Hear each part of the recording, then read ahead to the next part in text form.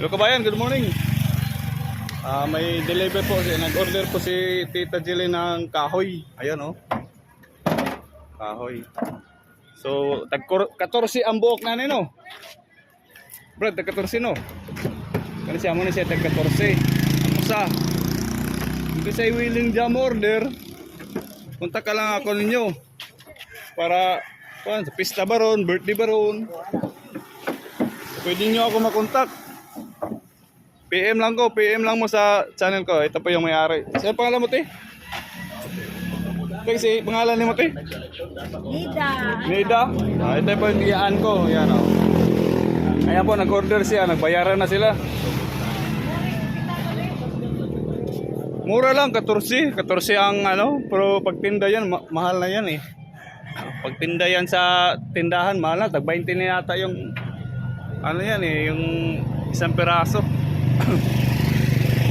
Yan po. Yan, isang piraso ito. Ito po yung isang piraso.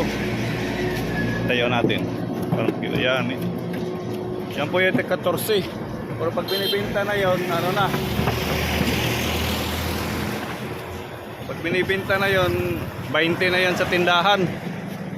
So, 14, 6 pesos ang ano. 6 pesos yung ginansya, kung sa Bisaya pa ginansya. Ayan po yung may-ari, yung nakakalo, yun yung may-ari. Yung tita ko yun, yung nakablo.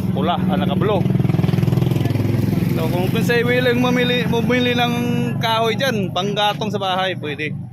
Kontakan nyo lang ako, comment lang kayo kung gusto nyo mag-comment para makontak ko si may-ari, yung tita.